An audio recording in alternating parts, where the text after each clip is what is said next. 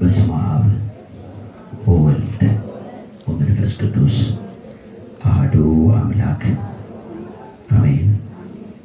የአማልክት አምላክ የጌታዎች ጌታ የነገሥታትም ንጉሥ በሆነው በአንዱ መድኃኒት በጌታችን በኢየሱስ ክርስቶስ ፍጹም ሰላም እንደምንቆያችሁ እንደምን ዋላችሁ? ሁላችንንም በጸጋው በኩል የሰበሰበን ስለ በደላችንና ስለ ኃጢአታችን ተላልፎ የተሰጠ እኛንም ስለ ማጽደቅ ከሙታን ተለይቶ የተነሳ በኃይል የእግዚአብሔር ልጅ ሆኖ የተገለጠ በማያልፍ የሕይወት ኃይልም በግርማው ቀኝ የተቀመጠ እንደሰጠን የተስፋ ቃል ዳግም ተመልሶ የሚመጣው የተባረከው ተስፋችን ወልደ እግዚአብሔር ሕያው ወልደ ማርያም ስግው ኢየሱስ ክርስቶስ ከዘለዓለም እስከ ዘለዓለም ስሙ የተመሰገነ ይሁን። ወደ እውነት ሁሉ የሚመራን የቃሉን ፍቺ የሚያበራልን አስተዋዮችና ጥበበኞችም የሚያደርገን የእግዚአብሔር መንፈስ የጥበብና የማስተዋል መንፈስ፣ የእግዚአብሔር መንፈስ የምክርና የኃይል መንፈስ፣ የእግዚአብሔር መንፈስ የትምህርትና እግዚአብሔርን የመፍራት መንፈስ፣ መንፈስ ቅዱስ የተሰወረውን ገልጦ በራሳችን ጥበብ ከዚህም ዓለም ባገኘነው ማስተዋል ልንደርስበት የማንችለውን የዘላለም ሐሳቡንና የልቡን ምክር ወደ እያንዳንዳችን አቅርቦ ቃሉ በእምነት እንዲዋሃደን ደግሞም ለጥቅማችን እንዲሆንልን እግዚአብሔር አባታችን ሁላችንንም ይርዳን። በተረገመች ምድር ዕረፍታችን በሚል ርዕስ እግዚአብሔር የሚነግረንን ቅዱስ ቃሉን እየተማርን እንቆያለን። እስቲ በሉ በተረገመች ምድር ዕረፍታችን። በተረገመች ምድር ዕረፍታችን። እግዚአብሔር ለሁላችንም ማስተዋል ያብዛልን። በመጽሐፍ ቅዱሳችን የመጀመሪያ ክፍል በኦሪት ዘፍጥረት ምዕራፍ 5 ቁጥር 28 ቁጥር 29 እና ቁጥር 30 ስናነብ ያገኘነው ሐሳብ ነው። በተለይ በቁጥር 29 ላይ የምናገኘውን የእግዚአብሔር ቃል መሰረት በማድረግ የመረጥነው ወይም ያገኘነው ርዕስ ነው። ወደዚህ የመጽሐፉ ክፍል ከመግባቴ በፊት ስለ ዕረፍት ጥቂት ነገር ላወራችሁ ወዳለሁ። መቼም በሰው ሕይወት ውስጥ በሚመጣው በእያንዳንዱ ቀን ሁላችሁም የምትናፍቁት ሁላችንም የምንፈልገው ነገር ዕረፍት እንደሆነ አስባለሁኝ። በብዙ ነገሮች ላይ ያለን ፍላጎት የተለያየ ነው። ለምሳሌ ስለ ምግብ ባወራ ሁሉም ሰው አንድ አይነት የምግብ ፍላጎት ሊኖረው አይችልም አይደል? ለምሳሌ ስለ ልብስ ከለርም ባወራ ሁሉም ሰው አንድ አይነት የልብስ ከለር ምርጫ አይኖረውም። ይህንን ስለመሳሰሉና በዚህ መደዳ እናስባቸው ስለምንችላቸው ስለ ብዙ ነገሮች ብናወራ ሁላችንም የጋራ ፍላጎት ላይኖረን ይችላል። ነገር ግን በዚህ ልዩነት ውስጥ ፍላጎታችን የተለያየ ቢሆንም ምርጫችን የተለያየ ቢሆንም እንኳን አይደለም በአንድ አይነት ምርጫችን ውስጥ እንኳን አይደለም በአንድ አይነት ፍላጎታችን ውስጥ በተለያየው ምርጫችንና በተለያየው ፍላጎታችን ውስጥ እንኳን አንድ ነገር እንዲሰማን ሁላችንም እንፈልጋለን። ሰው በሚለብሰው ነገር እርፍ እንዲል ልቡ ይፈልጋል። ሰው በሚበላው ነገር ውስጡ እርፍ እንዲል ይፈልጋል። ሰው በሚሰራው ነገር፣ ሰው በመሰረተው ትዳር፣ ወላጆች በወለዷቸው የአብራካቸው ክፋዮች ደስ መሰኘት ይፈልጋል፣ ማረፍ ይፈልጋል። ብዙ ሰው በሕይወት ውስጥ ያለውን ፍላጎት ስንመረምረው በሰው ውስጥ ያለ የጋራ ፍላጎት ቢኖር ማረፍ ነው። እንደውም ብዙ ጊዜ ካልሞቱ ረፍት አለ ብለህ ነው፣ ካልሞቱ ረፍት አለ ብለሽ ነው የሚለውን ቃል ብዙ ሰዎች ይጠቀማሉ። እና የብዙ ሰው የእረፍት ፍላጎት መሳካት ወይም ብዙ ሰው እንደሚያርፍ የሚሰማው ከሞት ጋር በተያያዘ ሁኔታ ሲያስብ ልክ ነው።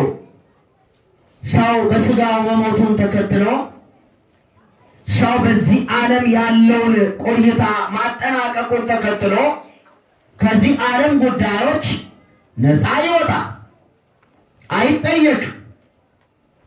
ስለ የትኛውም የምድሪቱ ጉዳይ በመቃብር ስፍራ ላይ ወዳሉት ሙታን ሄደን ምን ሀሳብ አላችሁ ብለን እናውቃለን? እናውቃለን ወይ? አናውቅም። ቤተሰቦቼ በዚህ ጉዳይ ላይ ምን አይነት አስተያየት አላችሁ ብለን አናውቅም፣ ልናውቅም አንችልም። ምክንያቱም እነዚህ ሰዎች እኛ ከምንኖርበት ከዚህ ዓለም ስርዓት ምን ብለዋልና? ተለይተዋልና፣ ሞተዋልና። ዳሩ ግን ቤተሰቦቼ የክርስቲያን እረፍት እንዲህ ካለው ነገር ጋር የተያያዘ ነው ወይ? በእርግጥ እኛ እንዲህ ብልሽትሽቱ በወጣ ዓለም ደስ በማያሰኝ የኑሮ ስርዓት መካከል በእያንዳንዱ ቀን መከራና ፈተና፣ ለሐዘንና ለእንግልት ርዕስ የሚሆኑ ጉዳዮች በበዙበት ዓለም የምናርፍበት ነገር የለንም ወይ? ቤተሰቦቼ እንደ አላመኑቱ እግዚአብሔርን ተስፋ እንደማያደርጉቱ በክርስቶስ ክርስቲያን እንዳልሆኑቱ እኛም እረፍትን ስናስብ ወይም በእረፍት ጉዳይ ላይ ያለን መፍትሄ ይችን ምድር ጥሎ ከመሄድ ጋር ብቻ የተያያዘ ከሆነ በእርግጥ ክርስቲያን መሆናችን ብልጫው ምንድን ነው? የእግዚአብሔር ልጆች መባላችን ብልጫው ምንድን ነው? በእግዚአብሔር ስም መጠራታችን ብልጫው ምንድን ነው? ራሳችንን እንደ ልጆች መቁጠራችን ብልጫው ምንድን ነው? አስባችሁ ታውቃላችሁ? እቤታችሁ ካለ ከአንድ ካላመነ ሰው የእናንተ ልዩነት ምንድን ነው? እርሱም ከንፈር ላይ ምሬት ካለ፣ እናንተም ከንፈር ላይ ምሬት ካለ፣ እርሱም አፍ ላይ ሮሮ ካለ፣ እናንተም አንደበት ላይ ሮሮ ካለ፣ እናንተ ከእርሱ በተለየ ሁኔታ ለምታመልኩት አምላክ ምስጋና የማትሰጡ ከሆነ ምንድን ነው ልዩነታችን? ቤተሰቦቼ እንዲህ ልታስቡ ይገባል። ወጣቶችም ብትሆኑ ስራ ቦታ ላይ፣ ትምህርት ቤት ላይ እናንተ ክርስቲያን መሆናችሁ ከሌላው ካላመነው ከሌላው ቃሉን ከማይሰማው ምንድን ነው የሚለያችሁ ነገር? በሕይወታችሁ የሚታይ ልዩነት አለ ወይ? ሌላው ቤትም ትርምስ፣ እናንተ ቤትም ትርምስ። ሌላው ቤትም ርኩሰት፣ እናንተ ውስጥም ርኩሰት። ሌላውም ጋር አመፅ፣ እናንተም ጋር አመፅ ካለ ቤተሰቦቼ ዝም ብሎ የስም ጉዳይ፣ ዝም ብሎ ነኝ የማለት ጉዳይ ነው እንጂ ተግባራዊ በሆነ ሁኔታ ኑሯችን የሚመሰክርለት ምንም አይነት መለየት፣ ምንም አይነት የሰማይ ኑሮ የለም ማለት ነው። እግዚአብሔር ከዚህ ይጠብቃል። ቤተሰቦቼ ከዚህ ይጠብቃል። እኛ በምድር ላመንነው ነገር ምስክሮች ነን። እኛ በዚህ ዓለም ላይ ለተከተልነው ነገር ምስክሮች ነን። ያጣጣምነውን እረፍት የምንገልጥ፣ በውስጣችን የፈሰሰውን ሰላምና ፍቅር የምንገልጥ፣ በውስጣችን ያለውን ዓለም እንደሚሰጥ ያለ አይደለውን ሰላም፣ ዓለም እንደሚሰጥ ያለ አይደለውን ደስታ፣ ዓለም እንደሚሰጥ ያለ አይደለውን ፍቅር፣ ዓለም እንደሚሰጥ ያለ አይደለውን እረፍት በሰው ሁሉ ፊት የምንገልጥ፣ ብርሃናችሁ በሰው ሁሉ ፊት ይብራ እንደተባለ ቤተሰቦቼ የብርሃን ምንጭ አለው። ሐዋርያው ያዕቆብ ስለዚህ ብርሃን ምንጭ ሲናገር በያዕቆብ መልእክት በምዕራፍ 1 ቁጥር 17 ላይ በጎ ስጦታ ፍጹም በረከት ሁሉ ከላይ ናቸው፣ መለወጥ በእርሱ ዘንድ ከሌለ፣ በመዞርም የተደረገ ጥላ በእርሱ ዘንድ ከሌለ ከብርሃናት አባት ይወርዳሉ ይላል። እግዚአብሔር የምን አባት ነው? የብርሃናት አባት ነው። ስሙ ብሩክ ይሁን። ቤተሰቦቼ ለጨላለመባችሁ፣ ነገሮችን አጥርታችሁ ማየት ላልቻላችሁ፣ በድንግዝግዝ ለምትራመዱ፣ ግራ መጋባት ሕይወታችሁ ኑሯችሁን ለከበበው እርሱ ብርሃን ነው። አጥርታችሁ የምታዩበት ብርሃን እርሱ ብርሃን ነው። ነገሮችን የምትወስኑበት ብርሃን እርሱ ብርሃን ነው። በጨለማ እንዳትመላለሱ የሚያስችል ብርሃን ስሙ ይቀደስ። ቤተሰቦቼ ይህ ብርሃን ሌላ ምንጭ የለውም፣ አንድ ምንጭ ነው ያለው። ይህ ብርሃን ሌላ መገኛ የለውም፣ አንድ መገኛ ነው ያለው። እኛ በዚህ ዓለም እረፍት የምንለው ነገር የለንም ወይ? እኛ በዚህ ዓለም ሰላም የምንለው ነገር የለንም ወይ? እኛ በዚህ ዓለም ደስታ የምንለው ነገር የለንም ወይ? ልክ ነው። አገራችን በሰማይ እንደሆነ መጽሐፍ ይናገራል። ከዛም የሚመጣ መድኃኒትን እንደምንጠባበቅ መጽሐፍ ይናገራል። በተስፋ እንደዳንም መጽሐፍ ይናገራል። በሰማይ የቀረ ርስት እንዳለን መጽሐፍ ይናገራል። ሁልጊዜ ከጌታ ጋር የምንኖርበት የተወደደ ሰዓት እንዳለ መጽሐፍ ይናገራል። ግን ያ እስኪፈጸም ድረስ፣ የተባረከው ተስፋችን እስኪመጣ ድረስ፣ ለእኛ በሆነው ስፍራ ለዘላለም ሐሴት እስክናደርግ ድረስ ዛሬስ ያረፍንበት ነገር የለም ወይ? ዛሬስ በተስፋ የተመካንበት ነገር የለም ወይ? ዛሬስ ራሳችንን የምንቀድስለት ነገር የለም ወይ? ቤተሰቦቼ እግዚአብሔር ማስተዋሉን ያፍስልን፣ እግዚአብሔር ጥበቡን ያፍስልን። ቤተሰቦቼ በብዙ ሽማግሌዎች ምክር የማይስተካከል ኑሮ፣ በዚህ ዓለም ጥበብ የማይስተካከል ኑሮ፣ ከአሁኑ ዓለም የምናገኘው ምክርና ዕውቀት የማያስተካክለውን ማንነት ሊያስተካክል የሚችለው ቃሉና መንፈሱ ነው። የእግዚአብሔር ቃልና ቅዱሱ መንፈስ፣ መንፈስ ቅዱስ መነካት ለልባችን ይሁን። ቤተሰቦቼ በቃሉ መነካት ለልባችን ይሁን። ሰው የማይነካውን የሚነካ የእግዚአብሔር ቃል፣ ሰው የማይደርስበት ላይ የሚደርስ እግዚአብሔር ብቻ። እጆቹ የማያጥሩ ደግሞ እግሮቹ የማይቆሙበት የሌለ፣ ዓይኖቹ የማይመለከቱት የሚሰወረው የሌለ እርሱ ነው። እግዚአብሔር ሕይወታችሁን ይላችሁ። እግዚአብሔር ኑሯችሁን ይላችሁ።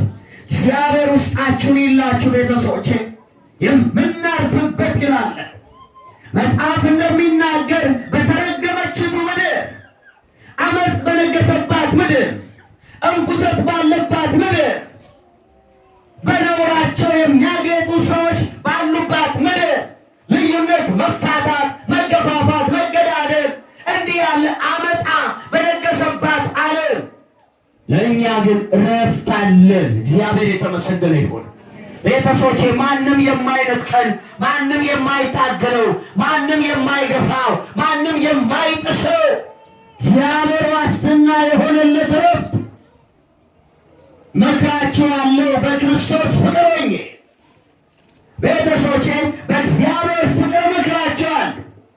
ወደዚህ ረፍት ልባችሁን እንድታዞሩ፣ ወደዚህ ሰላም ዓይናችሁን እንድታዞሩ፣ ወደዚህ ደስታ ሕይወታችሁ በዚህ ደስታ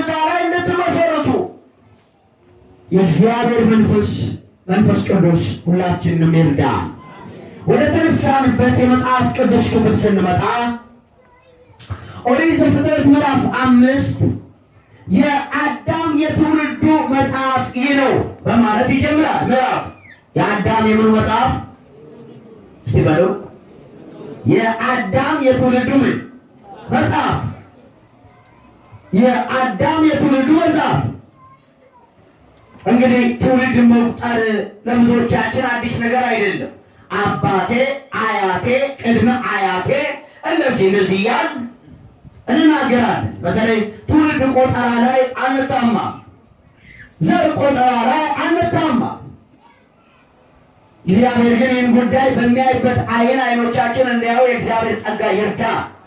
ቤተሰቦች፣ ክርስቲያን ከነገድ ከቋንቋ ከዘር የተዋጀ ነው። እንዲህ ካለው ነገር የተዋጀ በራዕየ ዮሐንስ ምዕራፍ 1 ላይ እንዲህ ተብሎ እንደተጻፈ ራዕየ ዮሐንስ ምዕራፍ 1 ከቁጥር 6 ጀምሮ ስናነብ ለወደደን ከኃጢአታችንም በደሙ ላጠበን መንግሥትም ለአምላኩና ለአባቱም ካህናት እንድንሆን ላደረገ ለእርሱ ከዘላለም እስከ ዘላለም ድረስ ክብርና ኃይል ይሁን አሜን ይላል። ለወደደን ከኃጢአታችንም በሙሉ ላጠበን በደሙ ምላል ላጠበን። ይህንን ሐሳብ ይዛችሁ እዚሁ ራዕየ ዮሐንስ ምዕራፍ 5 ቁጥር 9 ላይ ስትሄዱ መጽሐፉን ትወስድ ዘንድ ማኅተሞቹንም ትፈታ ዘንድ ይገባል፣ ታርዳልና በደምህም ለእግዚአብሔር ከነገድ ሁሉ ከቋንቋም ሁሉ ከወገንም ሁሉ ከሕዝብም ሁሉ ሰዎችን ዋጅተህ ለአምላካችን መንግሥትና ካህናት የሆኑ ዘንድ አደረግካቸው፣ በምድርም ላይ ይነግሣሉ የሚል ቃል እናነባለን። ስለዚህ ስላነበብነው የተባረከ የእግዚአብሔር ሐሳብ ክብር ሁሉ ለእግዚአብሔር ይሁን። ቤተሰቦች፣ እኛ ከብዙ ነገር የተዋጀን ሰዎች ነን። በወደደንና ከኃጢአታችን በደሙ ባጠበን በእርሱ አንድ የሆንን። ስለዚህ አንድነት እግዚአብሔር የተመሰገነ ይሁን። እግዚአብሔር እኛን በሚያይበት እይታ በኩል መተያየት በጣም ተገቢ ነው። እግዚአብሔር ልብ ውስጥ ባገኘነው በዛ ስፍራ መጠን ስፍራችንን መያዝ በጣም ተገቢ ነው። ቤተሰቦቼ፣ በጣም ተገቢ ነው። ክርስቲያን ዓለም እንደሚያይ ካየ ችግር ነው። ነገር ይበላሻል። ደምና ሥጋ እንደሚተያየው ከተያየ ቤተሰቦቼ ይበላሻል። የእኛ እይታ ዓለም ከሚያይበት በጣም የተለየ ነው። የእኛ ምልከታ፣ ነገሮች ላይ ያለን ግንዛቤ፣ ነገሮች ላይ ያለን አረዳድ፣ የእግዚአብሔር ቃል በዛ ጉዳይ ላይ ባለው አስተያየት፣ የእግዚአብሔር ሐሳብ በዛ ጉዳይ ላይ ባለው ሐሳብ ላይ የተመሰረተ ነው። ሰዎች ባላቸው ፍላጎት ላይ፣ ሰዎች ባላቸው ምክር ላይ፣ ሰዎች ባላቸው አጀንዳ ላይ የተመሰረተ ክርስትና የለም። በእግዚአብሔር ቃል ላይ የተመሰረተ መንፈሳዊ ሕይወትና ክርስትና እግዚአብሔር አሁንም ይህንን ያብዛል። ኦሪት ዘፍጥረት ምዕራፍ 5 ቁጥር 1 የአዳም የትውልዱ መጽሐፍ ይህ ነው ይላል እና ትውልድን የሚቆጥረው ግልጽ ነው። እናንተ እቤታችሁ በደንብ ልታነቡ ትችላላችሁ። በጣም የሚጠቅመንንና ሐሳቡን ልንረዳ የምንችልበትን ክፍል ብቻ ነው የምናየው። ቤተሰቦቼ ነቃ ብላችሁ ስሙ። በዚህ በኦሪት ዘፍጥረት ምዕራፍ 5 ውስጥ የአዳም የትውልዱ መጽሐፍ ይህ ነው በሚለው ርዕስ ስር 10 ትውልድ ይቆጥራል መጽሐፉ።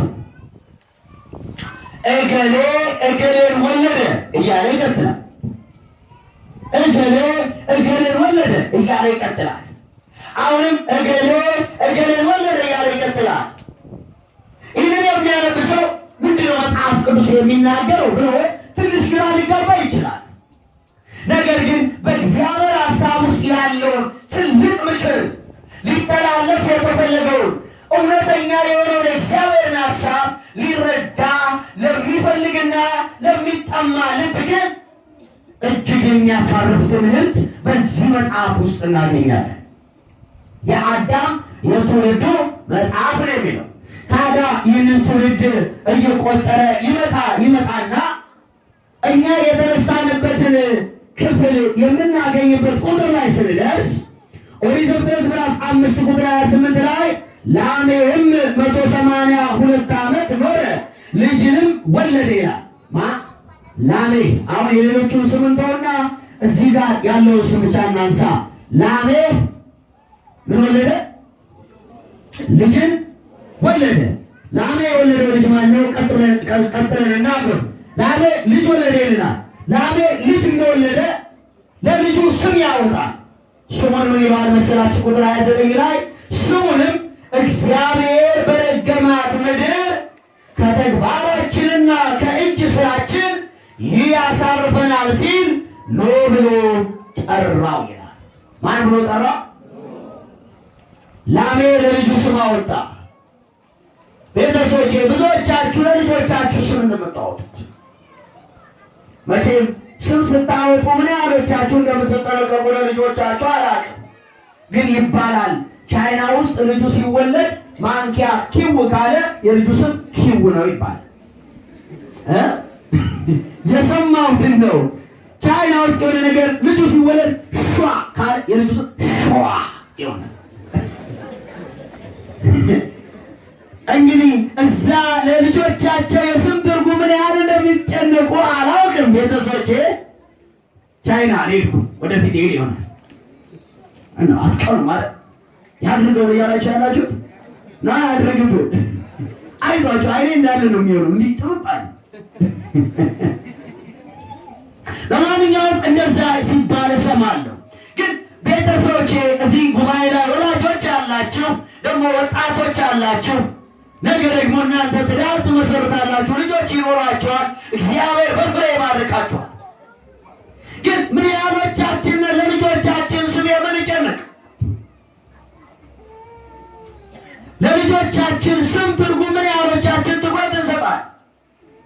በቃ ብዙ ሰው ስም ሲያወጣ ለልጁ እንደፈለገ ነው። ደግሞ በጣም ደስ በሚል ሁኔታ ስም ሲያወጡ የመጽሐፍ ቅዱስ ክፍል ስም እንደዚህ ያለ ስም ደግሞ የሚፈልጉ ሰዎች በጣም አስተውላለሁ። በዚህ መንፈሳዊ መንገድ በጣም የሚሳሳቱ ሰዎች አሉ። የእግዚአብሔር ስም የሰው መጠሪያ ሊሆን እናትሳሳቱ። እንደው ከመሬት ተነስቶ ኤልሻዳይ ይባላል። ምን ችሎ እንደሆነ አላውቅም፣ ግን የእግዚአብሔር የተባረከ ስም የእርሱ የብቻው መጠሪያ የሆኑ ስሞች ላይ በጣም ጠንቃቆች መሆን አለባቸው። መንፈሳዊ የሆነ ስም የምናወጣ ሰዎች። ነገር ግን ብዙ ሰው ደግሞ ከዚህ ውጭ የሆነ በቃ ደም እንዲመልስ የሚፈልጉትን ልጅ ደም መላሽ ይሉታል። እንዲመልስ በቃ አድርግ፣ እንዲህ አድርግ፣ በቃ እንደዚህ የተለያየ በጣም ብዙ ስም ልናመጣ እንችላለን። ቤተሰቦች ግን በጣም አስተዋዮች መሆን አለብን። ለልጆቻችሁ ስም የምታወጡ ወላጆች ይህንን በተመለከተ በጣም ጠንቃቆች መሆን አለባችሁ። ስም በሰው ኑሮ ላይ በሰው ሕይወት ላይ በጣም ተጽዕኖአል። በጣም ብዙ ሰው የማይረዳው ነገር ስም በተጠሪው ሕይወትና ተግባር ላይ በጣም ትልቅ ተጽዕኖ ነው የሚፈጥረው። ምክንያቱ ደግሞ አንድ ትልቅ ምክንያት አለው። ሰው እድሜ ዘመኑን ሙሉ አብዛኛውን የሚሰማው ነገር ምኑ ነው? ስሙን ስለሆነ። ግልጽ ነው። እቃ ጠፋ፣ እገሌ እቃው የት ነው ያለው? እገሌ በልተሃል፣ እገሌ ተኝተሻል። ሰው በጣም በተደጋጋሚ የሚሰማው ምኑ ነው? ስሙን ስለሆነ ስም በሰው ኑሮ ላይ ተጽዕኗል። አግባብ የሆነ ስም፣ መልካሙን ሊያሳይ የሚችል ስም፣ በጎ የሆነው ስም፣ እንዲህ ላለው ነገርም ትኩረት እንድንሰጥ እግዚአብሔር ይርዳ። ስለዚህ ላሜህ ለልጁ ስም አወጣለት። ላሜህ ለልጁ ስም ምን ብሎ ነው ያወጣው? ስሙንም እግዚአብሔር በረገማት ምድር ከተግባራችንና ከእጅ ስራችን ይህ ያሳርፈናል ሲል ኖ ብሎ ጠራው። ማን ብሎ ጠራው? ስለዚህ ኖ ማለት ምን ማለት ነው? መጀመሪያ አባቱን ስም ልንገራችሁ። ወደኋላ ያሉትን የስም ትርጉም ብዙ አስፈላጊ ላይሆን ይችላል፣ አናንሳው። ነገር ግን የኖን አባት ስም ትርጉም ስናየው በዕብራይስጥ ላሜህ ማለት ኃያል ብርቱ ማለት። ላሜህ ማለት ምን ማለት ነው? ኃያል ብርቱ ማለት። ላሜህ ደግሞ ለልጁ ለኖህ ስም አወጣለት። ምን ብሎ? እረፍት ብሎ። ኖ ማለት ምን ማለት ነው? እረፍት ማለት ነው። ኖ ማለት እረፍት ማለት ነው። ኖ ማለት እርካታ ማለት ነው። ስለዚህ ለልጁ ስም አወጣ። የልጁን ስም ትርጉም ሲናገር ደግሞ ከተግባራችንና ከእጅ ስራችን ያሳርፈናል። በት እግዚአብሔር በረገማት ምድር። ማን በረገማት? እግዚአብሔር በረገማት ምድር ያሳርፈናል ሲል በልጁ ላይ ተስፋ ጣለ። ልጁን ተስፋ አደረገው። በዚህች በተረገመች ምድር እረፍት የሚሆነን ይሄ ነው።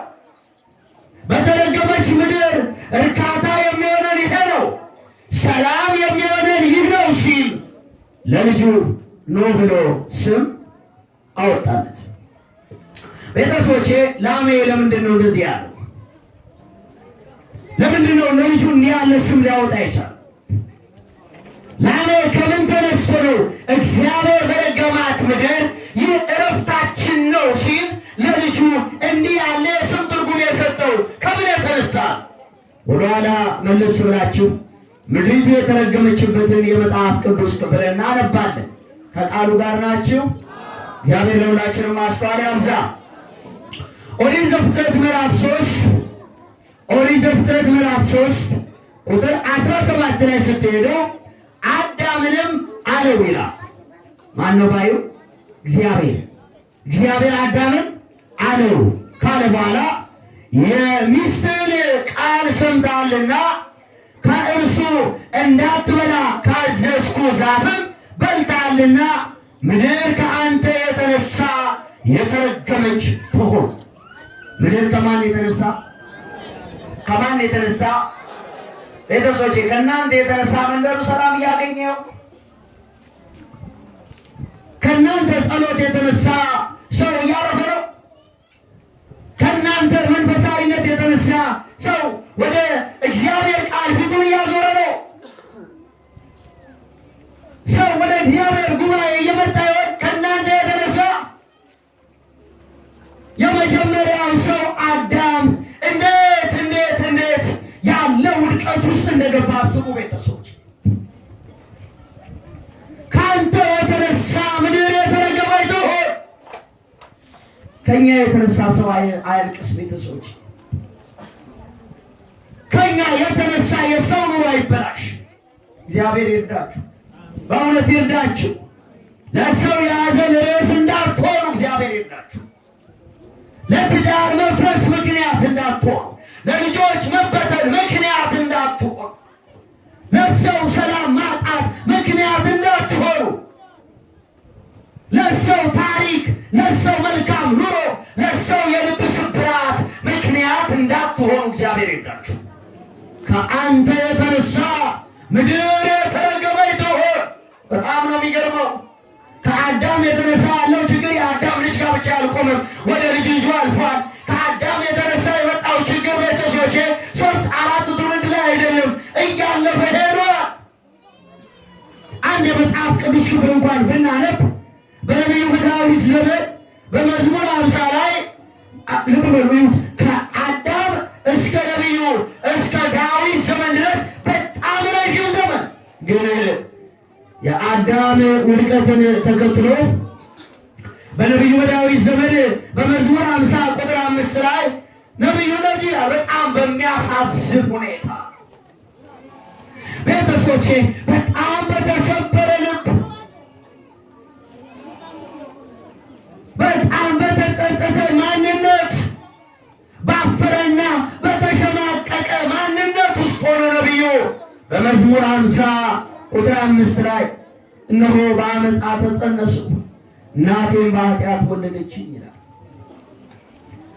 እነሆ በአመፃ ተጸነሱ እናቴም በኃጢአት ወለደችኝ፣ በኃጢአት ተወለድኩኝ። የኃጢአት ባህሪ፣ ክፉ የሚያደርግ ማንነት። በኃጢአት ተጸነሱ እናቴም በአመፃ ተጸነሱ እናቴም በኃጢአት ወለደች። ይህን ባህሪ ከዘር ተቀበልኩት። ይህ ኃጢአት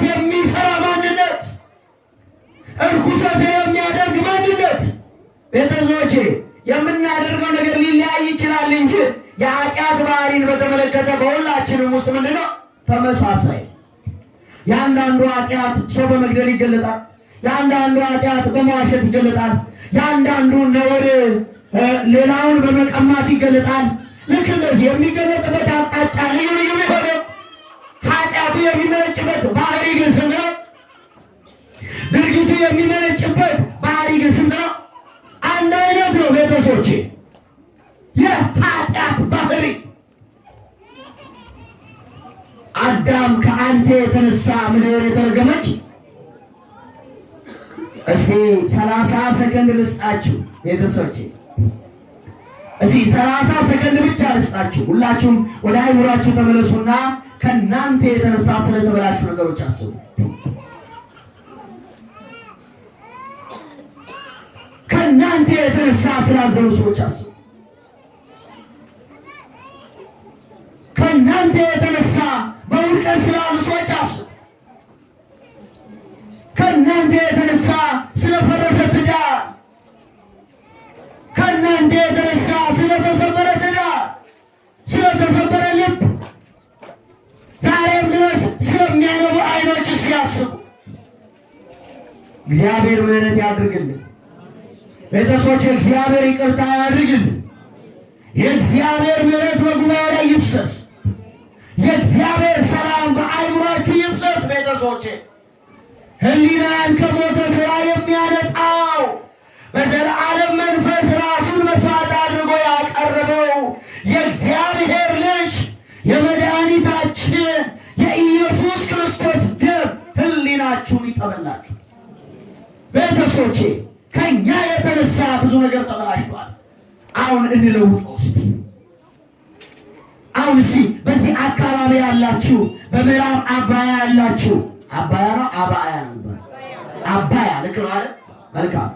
ስለዚህ በዚህ በምዕራብ አባያ ያላችሁ እስቲ ይህን አካባቢያችሁን ስለመቀየር ከኛ የተነሳ ሰው ወደ እግዚአብሔር ፊቱን ያዞራል። ከኛ የተነሳ የእግዚአብሔር ቃል ወደ ብዙዎች ይደርሳል። እስቲ እንዲህ ያለ መንፈሳዊ ቅናት በውስጣችሁ ይሁን። ቤተሰቦቼ በዚህ በእናንተ ብቻ አካባቢ ያለ ባለው በዚህ በስፍራው በአርባ ምንጭ እንዲህ ባለው በዙሪያው ባሉት ሁሉ ከኛ የተነሳ እግዚአብሔር እየከበረ ነው። ቤተሰቦቼ ከኛ የተነሳ ወንጌል እየተስፋፋ ነው። ከኛ የተነሳ ሰው በአመፃ ኑሮ ላይ ንስሐ እየገባ ነው። ሰው ወደ እግዚአብሔር ፊቱን እያዞረ ነው። ምንድነው የምታውቁት ነገር? ምንድነው የምትሰሙት ነገር? ምንድነው የሚወራው ነገር? ቤተሰቦቼ